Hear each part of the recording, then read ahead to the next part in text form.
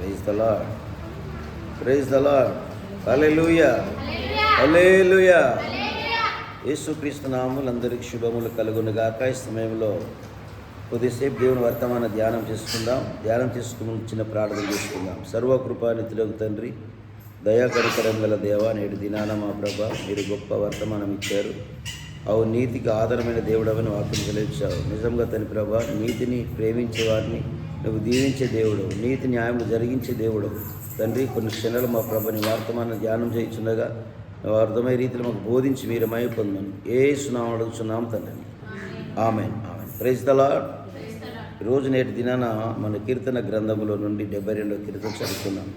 72వ కీర్తన ఎవరి గురించి రాసింది ఉన్నదంటే సొలొమోను గురించి రాసింది ఉన్నది. సొలొమోను యొక్క నీతిని అనుసరించేవాడని. కీర్తన గ్రంథం 4వ అధ్యాయంలో ఏమంటే నీతికి ఆధారమగు దేవ అంటాడు. నీతికి ఆధారమగిన దేవ అని ప్రార్థన చేస్తూ ఉన్నాడు. సొలొమోను యొక్క జీవితంలో కూడా నీతిని ప్రేమించుతున్నా అని జ్ఞాపకం చేస్తూ ఉన్నారు.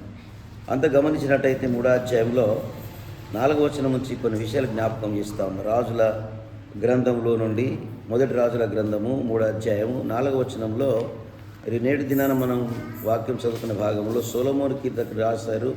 సొలొమోనుకు రాసిన పత్రిక గ్రంథంలో చదువు విషయాన్ని ఇక్కడ భక్తున్నటువంటి విషయాలు జ్ఞాపకం. 3వ అధ్యాయము ఆ 4వ వచనం నుండి గిబియోను ముఖ్యమైన ఉన్నత స్థలమై ఉండెను గనుక బలులు అర్పించుటకై రాజు అక్కడికి పోయి ఆ బలిపీఠం మీద 1000 దహన బలులను అర్పించెను. గిబియోనులో యెహోవా రాత్రి వేళ స్వప్నమందు సొలొమోనుకు ప్రత్యక్షమై, నేను నీకు దేన్ని నిచ్చుట నీకు ఇష్టమో దాన్ని అడుగుమని దేవుడు అతనితో సెలవీయగా. ఏమడుగుతాం మన జీవితంలో?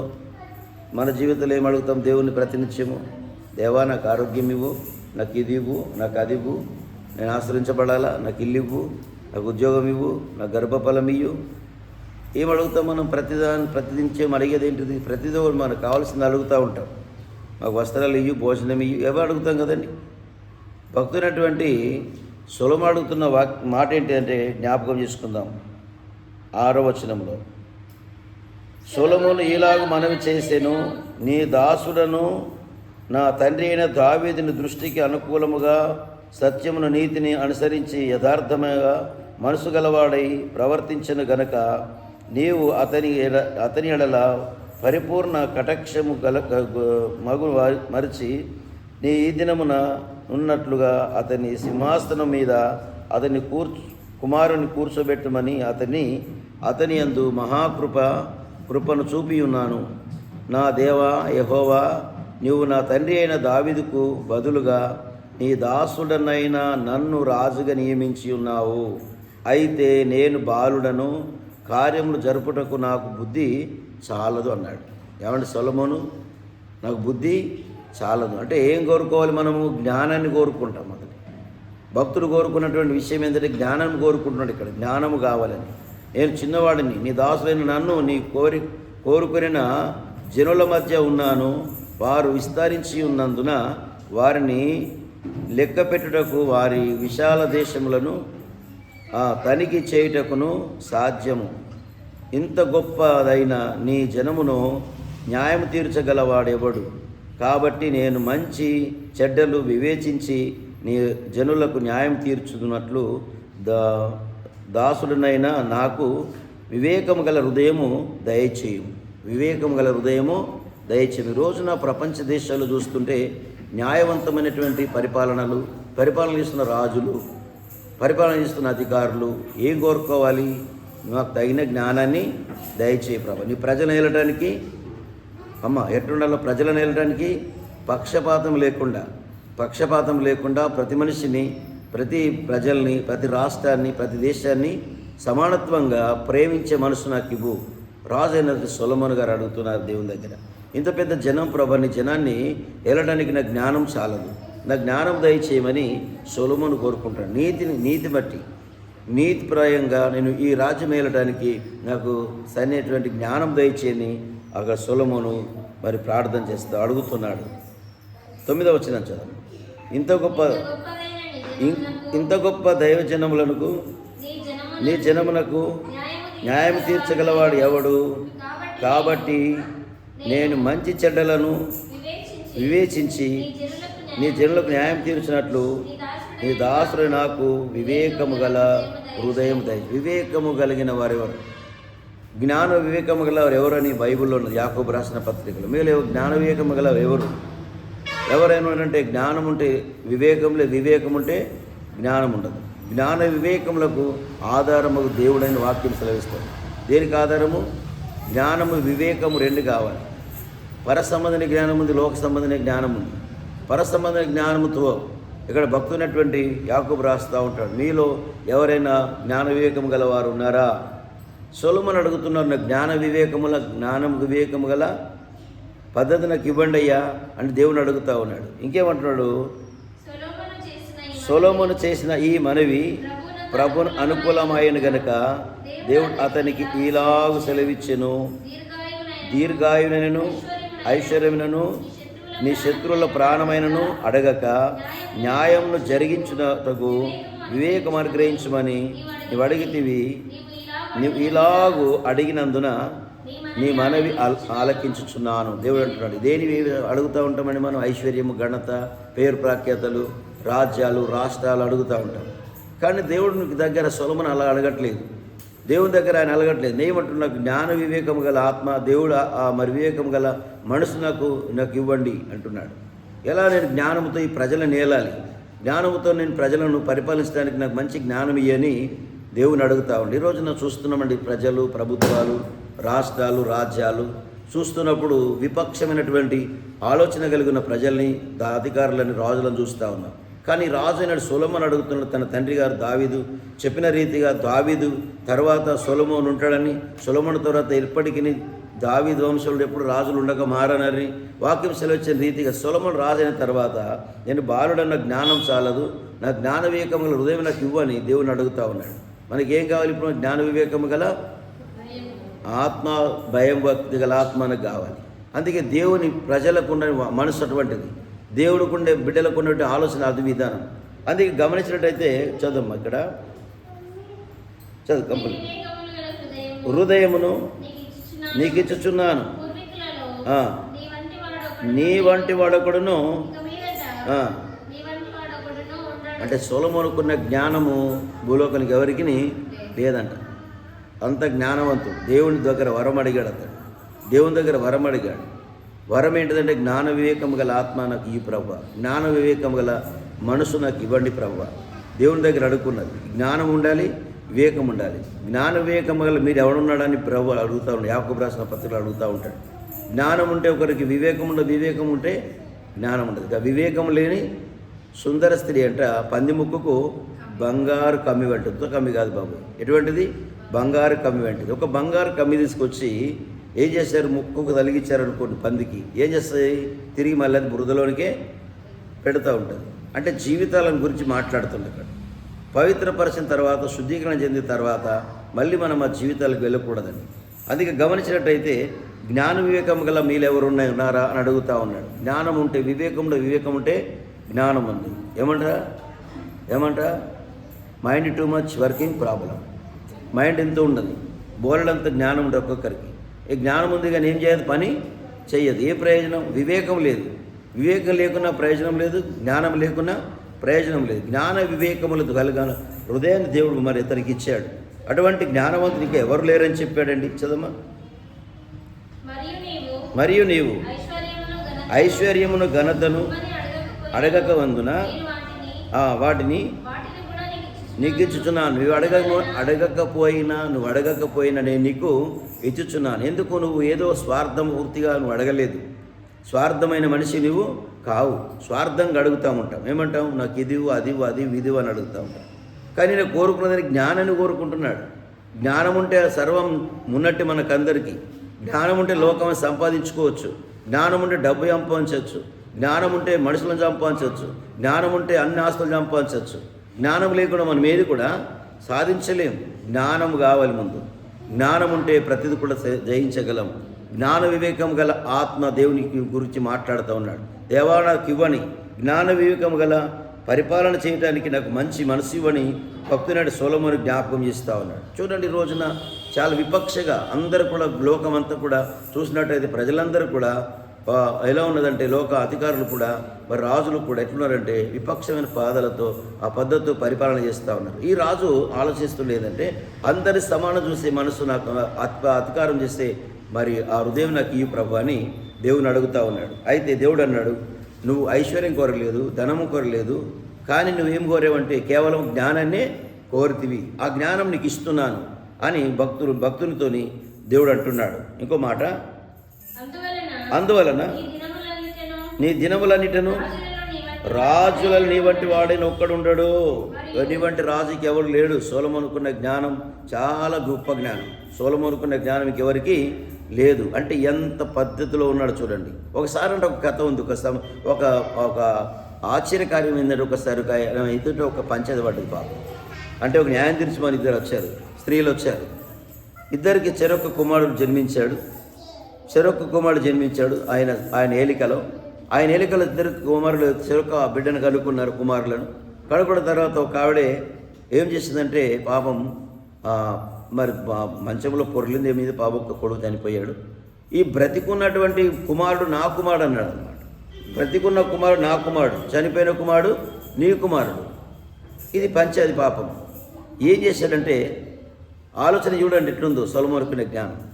సరే ఇద్దరు వచ్చారు. ఇద్దరు వచ్చిన తర్వాత, నీ కొడుకు, చనిపోయిన కొడుకు నీ వాళ్ళు, బ్రతికున్న కొడుకు నావాడు అని చెప్పేసి ఈమె కొంచెం ర్యాష్గా మాట్లాడింది. చనిపోయిన ఆ కుమారుడి తల్లి బ్రతికున్నటువంటి కుమారుని తీసుకుంది. సరే ఆయన ఒక నిర్ణయంకి వచ్చాడు. ఇప్పుడు పంచాయతీ దింపాలని చెప్తే సరే ఇద్దరు వచ్చారు, ఒక కొడుకుని తీసుకొని వచ్చారు. అప్పుడు కొడుకుని ఏమన్నారంటే, ఆ కొడుకుని దగ్గరికి వచ్చిన తర్వాత కత్తి తీసుకురండి, ఈయనను కూడా మనము చంపేద్దామన్నారు. ఎవరు? సొలొమోను. అప్పుడేమన్నది, ఈ చనిపోయిన ఆమె ఏమన్నది, చంపేయండి అన్నది. తల్లి ఏమన్నదంటే, లే అట్లా కుదరదు, ఉండని ఎక్కడైనా బ్రతకనని తల్లి అంది. తల్లి మనసు చూడండి, తల్లి హృదయం వేరుంటుంది, ఏడ బతికితే ఏమనుకున్నది. ఇప్పుడు ఎవరు న్యాయం తీర్చడానికి ఆయన జ్ఞానం ఎట్లా వచ్చిందంటే, అర్థమైందంటే చనిపోయిన వైమే చంపేయమన్నది. నా కొడుకు చనిపోయి నీ కొడుకు చనిపోవాలనుకున్నది. కుమారుడు చనిపోయాడు కదా, అయితే ఏమేమనుకున్నదంటే ఎక్కడైనా బ్రతకని అనుకున్నది కన్న తల్లి. అంటే ఇప్పుడు అర్థమైంది సొలొమోనుకి ఏంటంటే, సొలొమోనుకి అర్థమైంది ఏంటంటే, ఇప్పుడు చనిపోయిన కొడుకు, చనిపోయిన తల్లిగారు ఏమంటున్నారంటే కోసయ్యి కుమారుని చంపేయన్నది. తల్లి సొంత తల్లి ఏమన్నదంటే బ్రతికని అన్నది. ఇప్పుడు ఎవరు కొడుకు అన్నట్టు, ఇప్పుడు ఈమె బ్రతికున్న కుమారుడు ఎవరి కొడుకు అన్నట్టు, ఎవరి కొడుకు అయితే ఎవరైతే అద్దన్నారో వాళ్ళ కొడుకు. చంపేయమన్నారు, కొడుకు కాదు అని న్యాయం తీర్చాడు సొలొమోను. ఎంత జ్ఞానం చూడండి సొలొమోనుకి. అందుకే అటు భక్తుడి గురించి మాట్లాడుతూ దేవుడు అంటున్నాడు, ఇటువంటి మరి రాజులలో ఇటువంటి రాజు లేడు అని జ్ఞానవంతుడు అంటాడు. చూడండి, మనం 8వ అధ్యాయంకి వచ్చినట్టు 22వ వచనంలో, రాజుల గ్రంథం 8వ అధ్యాయం 22వ వచనంలో అంటాడు,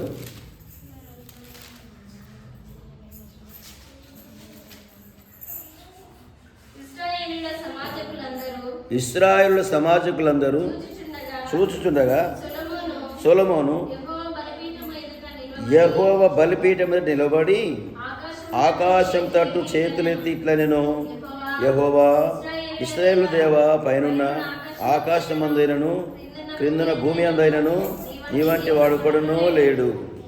పూర్ణ మనసుతో దృష్టికి అనుకూలముగా నడుచుకొని నీ దాసుల విషయమై నీవు నిబంధన నెరవేర్చి కనికరము చూపుచు వాడవై ఉన్నావు.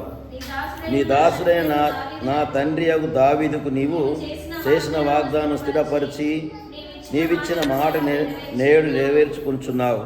యెహోవా ఇశ్రాయేలును దేవా, నీ కుమారులు సత్ప్రవర్తన గలవారై నీవు నా నడిచిన ఎడల నా దృష్టికి సింహాసనాసునిగా ఉండక మారడని సెలవిచ్చితివి. ఎప్పటికెళ్ళ వేళలో దావీదు వంశంలో నుండి రాజుగా ఉండక మానడని వాగ్దానం, పూర్వకాలం వాగ్దానం చేశారు దేవుడు. దావీదు వంశంలో నుండి వస్తాడన్న సంగతిని జ్ఞాపకం చేశారు. అందుకే 26వ వచనం అంటాడు, ఇశ్రాయేలు దేవా, దయచేసి నీ దాసునైన తండ్రి అయిన దావీదుతో నీవు సెలవిచ్చిన మాటను నిశ్చయపరచుము. నిశ్చయముగా దేవుడు ఈ లోకమందు నివాసం చెయ్యడు. ఏమా దేవుడికి ఏ మందిరం కట్టిస్తాడండి? దేవునికి ఏ మందిరం చాలుతుందండి? ఆకాశం, మహాకాశం, చొట్టజాలనంతా అంత పెద్ద దేవుడు ఎక్కడ ఉంటాడండి? ఏమో నిజంగా అంటే దేవుడికి ఆలయం ఏం చాలుతుందండి? ఆకాశంలో సింహాసనము, భూమిన పాదపీఠం అన్నాడు. ఎంత పెద్ద ఆలయం కట్టిస్తాం ఆయనకి మనం? ఆలయం కట్టడానికి మనం సరిపోం కదా. దేవుడు అన్నాడు ఏంటంటే, మీరే నా ఆలయము, మీరే నా ఇల్లు అన్నాడు. దేవుని ఆలయం అయి ఉన్నాము అని భక్త పౌలు గారు రాస్తూ ఉంటారు. దేవుడు ఆలయం ఉన్నది, పరిశుద్ధమైనది. దేవుని మందిరం పాడు చేస్తావని నేను పాడు చేస్తానన్నాడు. దేవుడి మందిరం మనమే. ఈ మందిరము దేవుడు మన నివాసం చేయాలని ఆశిస్తున్నాడు. దేవుని మందిరంగా మనం ఉన్నాం, మనమే దేవుని మందిరం. అది ఇక్కడ గమనించినట్టయితే, ఇశ్రాయేలు దేవా, దయచేసి నీ దాసులను నా తండ్రి అయిన దావీదుతో నీవు సెలవిచ్చిన మాట నిశ్చయముగా దేవుడు ఈ లోకమందు నివాసము చేయడు. ఆకాశ మహాకాశము సైతము 28 వచ్చిన ఖర్చు చేయడు. ఆకాశ మహాకాశములు సైతం పట్టజాలవు. నేను కట్టించిన ఈ మందిరము ఎలాగూ పట్టును. అయినను యెహోవా నా దేవా, నీ దాసులైన ప్రార్థనను విన్నపమును అంగీకరించి ఈ దినమున నీ దాసుడైన నేను చేయి ప్రార్థన పెట్టు మొర్రను ఆలకించుము. నీ దాసుడైన నేను నీ చేయి ప్రార్థన దయతో అంగీకరించున్నట్లు నా నామము అక్కడ నుండునని ఏ స్థలము గురించి నీవు సెలవిచ్చితువు. ఆమెన్. ఏమంట? ఈ మందిరము తట్టు. ఏ స్థలం ఇది? దేవుని యొక్క స్థలం. ఆయన మనసు ఉంచండి, నీ వైపు చూడండి అయ్యా, నీ కన్ను ఉంచండి అని చెప్పి దేవుని దగ్గర సొలొమోను ప్రార్థన చేస్తే ఈ స్థలమునందు ఆయన దృష్టి ఉంచాడు అని చెప్తా ఉన్నాడు. అయితే దేవుని యొక్క మనసు, హృదయము మందిరం మీద ఉంటుంది. మందిరంలో దేవుని ఆత్మ సంగతి ఉంటుంది, దేవుని ప్రసన్నత ఉంటుంది, దేవుని తేజస్సు ఉంటుంది, దేవుని మహిమ ఉంటుంది. అది అంగీకరించమని అతడు ప్రార్థన చేస్తూ ఇక్కడ అంటాడు 29వ వచనంలో, నీ దాసులైన నేను చేయి ప్రార్థన దయతో అంగీకరించినట్లు నా నామము అక్కడ ఉండునని ఏ స్థలమును గురించి నీవు సెలవిచ్చితివో ఆ స్థలమైన ఈ మందిరం మీ తట్టు నీ నేత్రములు రేహింబాగులు తిరిబడి కాక, మరియు నీ దాసులైన నేనును నీ జనులైన ఇశ్రాయేలును ఈ స్థలము తట్టు తిరిగి ప్రార్థన చేయనప్పుడల్లా నీ నివాసమైన ఆకాశమందు నీవు విన్నపమును అంగీకరించుము. విన్నప్పుడల్లా మమ్మను క్షమించు. Praise the Lord. మా అపరాధములను మీరు క్షమించు. ఎంత తగ్గించుకొని ప్రార్థిస్తూ రాజు అయినప్పటికీ కూడా, నేను బాలుడనయ్యా, ఈ పరిపాలన చేయడానికి నాకు యోగ్యత లేదు, అయినా నాకు జ్ఞానం చాలదు, నువ్వైతే సింహాసనం ఇచ్చావు, నీ ప్రజలైనటువంటి నాకు జ్ఞానం చాలదని బాలుడైనటువంటి రాజు అయినటువంటి సొలొమోను గారు ప్రార్థన చేస్తూ ఉన్నారు. 9వ అధ్యాయం 54వ వచనంలో, రాజుల గ్రంథము మొదటి గ్రంథంలో 9వ అధ్యాయం 54వ వచనంలో కూడా ప్రార్థించిన చాపి మాని మహాశబ్దంతో దీవించెను. ఎట్లనగా వాగ్దానం అంతటికి బట్టి ఇశ్రాయేలులకు నెమ్మది దయచేసినలా యెహోవాకు స్తోత్రము కలిగి ఉండునుగాక. దేవుని యొక్క సన్నిధిలో అతడు ఇలా ప్రార్థన చేసిన సొలొమోను ఇలా ప్రార్థన చేయు విన్నపము చేయుచు ముగించి ఆకాశము తట్టు తన చేతులను చాపి యెహోవా బలిపీఠం ఎదుట మోకాళ్ళుని ఏమంటే లేచి నిలిచి, తర్వాత అతడు మహాశబ్దంతో ఇశ్రాయేలు సమాజం అంతటిని దీవించాను. ఇశ్రాయేలు సమాజం అంతటిని దీవించాను. ఇశ్రాయేలు అనగా దేవుని ప్రజలందరికీ దీవించడానికి దేవుడు అధికారం ఇచ్చాడు. ఆయన దీవించడానికి ఆయన చేతులు చాపాడు. గమనిస్తాం. అది 10వ అధ్యాయం 1వ వచనంలో మనం సేబా దేశపు రాని అన్నాము, లేదా అక్కడ నుంచి వారు వచ్చి కప్పము కడతారని చెప్పాము. వాక్యం చదువుకున్న భాగంలో, కీర్తన భాగంలో కప్పం అనగా వారు మన ఈరోజు ట్యాక్స్ ఉంటుంది. థైసిల్ అంటారు, కప్పం అంటారు, దాన్ని ట్యాక్సెస్ అంటారు. ట్యాక్స్ చెల్లించడం. వేరే విదేశాలు వారు ప్రదేశాలు వారు వచ్చేది ఏం చేస్తారంట, దేశానికి వచ్చి ట్యాక్స్ కడతారంట. అది సేబా దేశం రాణి కూడా, సేబా దేశం వాళ్ళు కూడా వచ్చి ఆ దేశానికి మరి బంగారం గినిస్తారని రాస్తారు. కీర్తన భాగంలో మనం చదువుకున్నాం. ఇక్కడ మనం గమనించినట్టయితే ఇదే పదాధ్యాయంలో జ్ఞాపకం చేస్తూ ఉన్న చదువుదాం. షేబ దేశపు రాణి యెహోవా నామమును గూర్చియు సొలొమోను కలిగిన కీర్తి గూర్చియు విని గుడార్థములుగా మాటల చేత అతని శోధించుటకై వచ్చెను. ఏం చేస్తుందని శోధన చేస్తుంది? ఎవరు? షేబా దేశపు రాణి. ఆయన జ్ఞానాన్ని పట్టుకోవటానికి ఏ జ్ఞానం ఎలా వచ్చిందని చెప్పేసి పట్టుకోవటానికి చాలా ప్రయత్నం చేస్తున్నాం. సొలొమోనుకున్న జ్ఞానం ఎవరికి లేదు. షేబా దేశపు రాణి వచ్చి జ్ఞాన మాటల చేత ఆయన ఆ కీర్తిని జ్ఞాపకం మరి తెలియజేసుకోవడానికి లేదా దాని యొక్క తెలుసుకోవడానికి వచ్చింది. ఆమె గొప్ప పరివారంతో గంధవర్గమును విస్తారమైన బంగారమును రత్నములను ఎత్తుకొని యెరూషలేమునకు వచ్చెను. సొలొమోను దర్శనము చేసి తోచిన దానిని బట్టి మాట్లాడగా ఆమె వేసిన ప్రశ్నలకన్నిటికీ సొలొమోను ప్రత్యుత్తరం ఇచ్చెను. రాజునకు మరుగైనదేదీ లేనందున ఆమె ప్రశ్నలన్న వాటికి భావము చెప్పాను. ఎంత పెద్ద జ్ఞానవంతుడు సొలొమోను. కుశాల ప్రశ్నలు అడిగినప్పటికీ ప్రతి ప్రశ్నకు ఆయన ఏం చేస్తున్నాడు? జవాబు చెప్పగలుగుతున్నాడు. ప్రతి ప్రశ్నకు జవాబు చెప్తున్నాడు. జ్ఞానవంతుడు.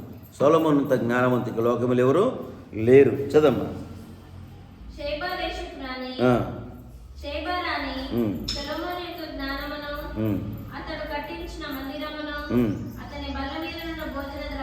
భోజన ద్రవ్యములను అతని సేవకులను కూర్చుండు పీఠములను అతని ఉపచారకులను పెట్టెను. వారి వస్త్రమును అతని గిన్నెయు అంతని మందిరమందు అర్పించి దహన బలులను చూసి విస్మయం పొందినదై రాజుతో ఇట్లను, ఈ కార్యముల గురించి జ్ఞానమును నా దేశమందు వినిన మాట నిజమే అయినను నేను వచ్చి కనులార చూచుడు నిమ్ము ఆ మాటలను నమ్మకుంటిని. ఉన్నదానిలో తెలుసుకొనుచున్నాను. నీ జ్ఞానమును నీ భాగ్యమును నేను విన్నదానిని భాగమిచ్చితి.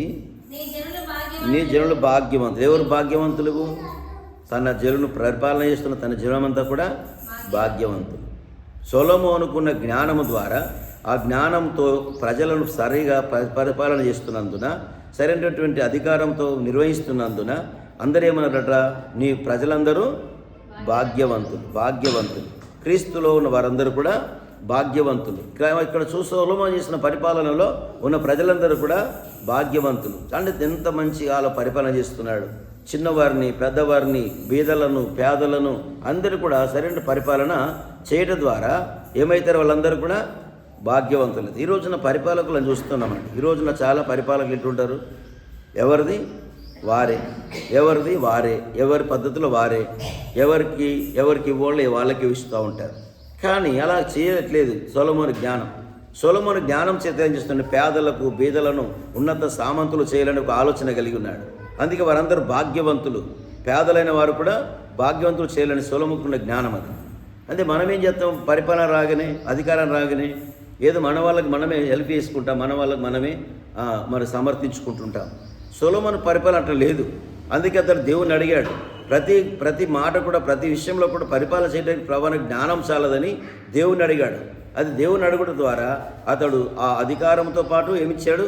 జ్ఞానంతో పాటు ఏమిచ్చాడు? వివేకంతో పాటు ఏమిచ్చాడు? ఐశ్వర్యాన్ని, ఘనత కూడా కలగజేశాడు దేవుడు. నువ్వు అడిగింది కేవలం జ్ఞానం, వివేకమే. కానీ నేను నీకు అనుగ్రహిస్తున్న ఐశ్వర్యం కూడా ఇస్తూ ఉన్నాను, డబ్బు కూడా ఇస్తున్నాను. ఆ ఐశ్వర్యవంతులు అవుతున్నారు, ఈ భాగ్యవంతులు అవుతున్నారు. భాగ్యవంతులు అవ్వడానికి కారణం ఏంటిదంటే సొలొమోను యొక్క పరిపాలనలో తన దేశం వరదిల్లుతుంది. తన దేశం మహా గొప్పగా అయిపోయింది. ఈ కీర్తి అన్ని పక్కల దేశాలకు కూడా తెలిసిపోయింది. ఈ కీర్తి అనేకులకు తెలిసింది. ఈమె షేబా దేశపు రాణి మాటలు విన్నది కానీ ఇప్పుడు ప్రత్యక్షంగా చూస్తుంది ఈ పరిపాలన ఎలా ఉంది.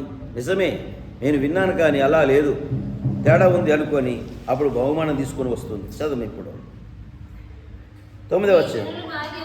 భాగ్యవంతులు నీ ముందర ఆనందించి నిన్ను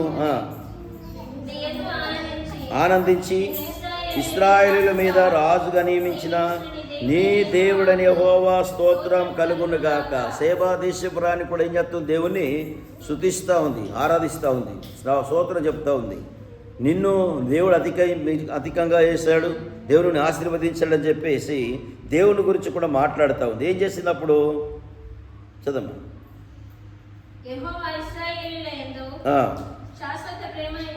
శాశ్వత ప్రేమను ఉంచెను గనుక నీతి న్యాయములను అనుసరించి రాజకార్యములు జరిగించుటకును ఆయన నిన్ను నియమించను అనేను. ఏంటిది? నీతి న్యాయములను. నీతి న్యాయములను, నీతికి ఆధారమైన దేవుడు. నీతిని ప్రవర్తిస్తే, నీతిగా చేస్తే ఏదైనా మనకేం చేస్తుంది? వర్ధిల్లుతుంది. నీతి లేకుండా మనం ఎప్పుడు కూడా వర్ధిల్లము. మనకు నీతి అనేది అవసరం. నీతి లేకుండా మనం ఏమి చేయలేము. నీతికి దేవుడు ఆధారం, నీతి గల దేవుడు ఆయన. అందుకే కీర్తనకారుడు దావీదు 4వ అధ్యాయంలో అంటాడు, నా నీతికి ఆధారం మాకు దేవా అని ప్రార్థన చేస్తూ ఉంటాడు. కీర్తన గ్రంథం 4వ అధ్యాయం తీనక్కర్లేదండి. అయితే అక్కడ అంటాడు, నా నీతికి ఆధారం మాకు దేవా అంటాడు. అందుకే నీతిని అనుసరించి నడిచినప్పుడు మనం వర్ధిల్లుతాం, దీవించబడతాం, గొప్పలమవుతాం. ఇంకేమో రాస్తుంది ఇక్కడ సేబా దేశపు రాణి ఏమంటుందంటే, మరియు ఆమె రాజునకు 240 మనుగుల బంగారమును బహువిస్తారమైన గంధకమును రత్నములను ఇచ్చెను. సేబా దేశపు రాణి రాజును సొలొమోనుకు ఇచ్చిన గంధ వర్గములంతయు మరియు ఓపీరు దేశమునందు బంగారం తెచ్చెను. హీరాము ఓడలను ఓపీరు నుండి చందన మ్రాణులను రత్నములను బహు విస్తారముగా తెచ్చెను. ఈ చందనపు మ్రాణులను చేత రాజు యెహోవా మందిరమునకు రాజనగరకు స్తంభములుగా, గాయకులకు సితారములుగా, స్వరమండలముగా ఆయన నియమించాడు. చూడండి, ఆయన తెచ్చినటువంటి ఆ కర్రలు కానీ, అక్కడ బంగారము కానీ, గంధకము కానీ అంతా కూడా దేవుని మందిరానికే వాడేడతాడు. గమనిస్తాం. చివరిగా ఇతడు కోరుకున్న విషయం ఏంటంటే, మనం చాలా చక్కగా జ్ఞాపకం చేసుకుందామండి. చక్కగా జ్ఞాపకం చేసుకున్నట్టయితే 3వ అధ్యాయం 14వ వచనంలో జ్ఞాపకం. సో అదే రాజుల సామెతల గ్రంథంలో 30వ అధ్యాయంలో ఒక మాట మాట్లాడది ముగించుకుందాం. సమయం చూద్దామండి. ఇక్కడ సామెతల గ్రంథంలో తనకున్న జ్ఞానాన్ని ఎలా చేశాడంటే, సామెతల గ్రంథము 30వ అధ్యాయము జ్ఞాపకం చేసుకుందాం. 30వ అధ్యాయంలో చివరిగా జ్ఞాపకం చేస్తున్నాం. 7వ వచనం నుండి, దేవా నేను నీతో 2 మనవులు చేసుకొనుచున్నాను. ఏమంటే తండ్రి మనవులు చేసుకున్నాడు దేవుని దగ్గర. ఏ మనవులు చేసుకున్నాడు? కీర్తన గ్రంథంలో 7వ అధ్యాయంలో అంట, దేవా నేను దగ్గర 2 మనవులు చేసుకుంటున్నాను. నీ ప్రసన్నతను చూడవలెనని, నీ మందిరములో నేను ఉండాలని ఆయన ప్రసన్నత కోరుకుంటున్నాడు తన తండ్రి గారు దావీదు గారు. జ్ఞాపకం చేసుకున్నట్టయితే ఇక్కడ ఈయన కోరుకున్నది ఏంటంటే, దేవా నేను నీతో 2 మనవులు చేసుకొనుచున్నాను. నేను చనిపోకముందు వాటిని అనుగ్రహింపుము, వ్యర్థమైన వాటిని అబద్ధములను నాకు దూరముగా ఉంచుము. 2 మొదటంట వ్యర్థమైన ఏదైతే వ్యర్థమైంది లోకం, ఎంత ధనం సంపాదించుకుని, ఐశ్వర్యం సంపాదించుకుని, లోకాన్ని సంపాదించుకున్నంత వ్యర్థమే. ఏదున్నా వ్యర్థమే. ఈ వ్యర్థమైన వాటి అందు ఆయన మనసు పెట్టలేడు, వ్యర్థమైన మాటను ఆలోచించలేడు. ఏమనుకున్నాడు? దేవా నాకు కావాల్సింది జ్ఞాన వివేకములు కావాలి, జ్ఞాన వివేకము కావాలి. జ్ఞాన వివేకములు చాలా అత్యవసరం. జ్ఞానం ఉంటే సర్వసంపదలు మనకు ఉన్నట్టే. జ్ఞానం లేకపోతే సర్వసంపదలు మనకు లేవు. జ్ఞానముతో ప్రతిదీ కూడా మనము ఆలోచన చెయ్యాలి, దీర్ఘంగా ఆలోచించాలి. అందుకే ఆ జ్ఞానం నాకు ఇవ్వంటాడు. దేవా నేను నీతో 2 మనవులు చేయుచున్నాను. నేను చనిపోకముందు వాటిని నాకు అనుగ్రహింపుము, వ్యర్థమైన వాటి యందు అబద్ధములను నాకు దూరముగా నుంచుము. ఇంకేమంటాడు? 2 ఏంటి? పేదరికమైనను ఐశ్వర్యం నాకు దయచేయకు. ఏమండి? పేదరికం వస్తే మనం అడుక్కుంటే ఏమంటే విడ్డూరం, దేవుని బిడ్డలు. లేక ఎక్కువైన తర్వాత ఏమంటాం మనం? దేవుడు ఎవరని అంటాం. ఆ మాటకు మాట్లాడుతుంది ఇక్కడ సొలొమోను. దేవా నేను ధిక్కరిస్తానేమో, నేను విసర్జిస్తానేమో, నిన్ను వెనకబెడతానేమో ప్రభువా, నాకు ఐశ్వర్యవంతుడైతే గొప్పోడైతే. ఈ 2 కోరుకుంటున్నాడు సొలొమోను. నాకు పేదరికమైనను ఐశ్వర్యమైనను నాకు దయచేయకము, తగినంత ఆహారం నాకు అనుగ్రహింపుము. ఎక్కువైనడలా నేను కడుపు నిండి వాడనై నిన్ను విసర్జించి, యెహోవాడలా అందునేమో, లేక పేదవాడనై దొంగిలి నీ నామమును దూషణ ప్రాంతనేమో. ఏమంటే దూషిస్తానేమో, నీ నామ దూషణ పాలైద్దేమో. పేదరికం వస్తే ఏమేమి దేవుడు పేదలు చేసినట్టేమో. ఒకవేళ ఐశ్వర్యవంతునైతే నేను గర్వించి నేనంత ఇంకెవరు అని అంటనేమో. ఈ రోజున చాలామంది అలా ఉన్నారు. పేదరికం ఉన్నప్పుడు ఒక తీరు ఉంటుంది భక్తి, కొంచెం ఆర్థికంగా ఎదిగెత్తుకొని భక్తి ఏమైపోద్ది అంటే ఫ్యాషన్ అయిపోయింది. కాదు, భక్తి అనేది ఒకే రకంగా ఉండాలి. నీతిని ప్రేమించాలి, నీతిగా మనం జీవించాలి. ఐశ్వర్యం ఉన్నా, ఘనత ఉన్నా, మహిమ ఉన్నా, ఏదున్నా దేవుడికి రావాలి. మనం చేసే ప్రతి పనిని, ప్రతి ఆలోచన, ప్రతి ఉద్దేశం, ప్రతి పని దేవుడికి మహిమకరంగానే చేయాలని జ్ఞాపకం ఇచ్చిన సొలొమోను గారు. అయితే జ్ఞానము అడుగుతూ ఉన్నాడు. ఈ వాక్యం చదువుతున్నప్పుడు జ్ఞాపకం వస్తున్నాడు. ఈ కీర్తన చదువుతున్నప్పుడు 72 కీర్తన చదువుతున్నప్పుడు ఈ వాక్యం అంతా నాకు జ్ఞాపకం వచ్చింది. వాక్యం ఇంకో వేరేది ఉండేది, కానీ దేవుడు అది ఇచ్చాడు. ఈ రోజున ఆత్మ ప్రేరేపణ బట్టి ఈ రోజున సొలొమోనుకు జ్ఞానాన్ని భక్తునటువంటి అడుగుతా ఉన్నాడు. చూడు 72 కీర్తనలు ఏమనండి. మొదటిగా గమనించుదాం. అక్కడ రాసిన చిన్న అక్షరాలు రాసింది చూడండి ఒకసారి. కీర్తన గ్రంథంలో చిన్న అక్షరాలు రాసింది చూడండి, ముగించుకుందాం. సొలొమోను కీర్తన అని రాసింది. సొలొమోనుకి జీవిత శైలి అంతా కనబడతా ఉంది. అందుకే నాకు ఐశ్వర్యము, ఘనత నాకు అద్దయ్యా, కానీ నాకు కేవలం నాకు ఉన్నతమైనదే కావాలి. తగినంత ఆహారం నాకు ఇవ్వు, సరిపోవాలి. పేదరికంగా ఉండదు, ధనవంతుడిగా ఉండదు, నేను ఉన్నత స్థాయిలో ఉండాలి. చూడండి, ఈ రోజున మనం కోరుకుంటాం రకరకాల పద్ధతులు కోరుకుంటాం, కానీ అతడు కోరుకున్నది కేవలము జ్ఞానం సంపాదించదు. జ్ఞానమును సంపదలు మనుజులకు నొసగితివి, నీవు లేని జీవితం జీవించుట వ్యర్థము. ఆరిపోని జ్యోతిని మాలో వెలిగించుము దేవా, ఈ నర జ్యోతివి నీవే, వెలుగును ప్రసరించు మాలో చీకటి తొలగించు. ప్రైజ్ ది లార్డ్, హల్లెలూయా. ప్రియ సహోదరి సహోదరులారా, మేము ప్రాముఖ్యంగా సొలొమోను జ్ఞానాన్ని కోరుకున్నట్టుగా మన జ్ఞానం కోరుకుంటే దేవుడు ఇస్తారట. మీలో ఎవరికైనా జ్ఞానం పొదువుగా ఉన్నదా? అతడు దేవుణ్ణి అడగవలని యాకోబు రాసిన పత్రిక అంటాడు. మీకు దేవుణ్ణి అడగండి, మీకు జ్ఞానం ఇస్తాడు. జ్ఞానం ఇస్తే సర్వస్వం మనకు ఉన్నట్టే. దేవుడి మాటల వాక్యం మన అందరూ దేవుడు దీవించున్నదా. ఆమేన్.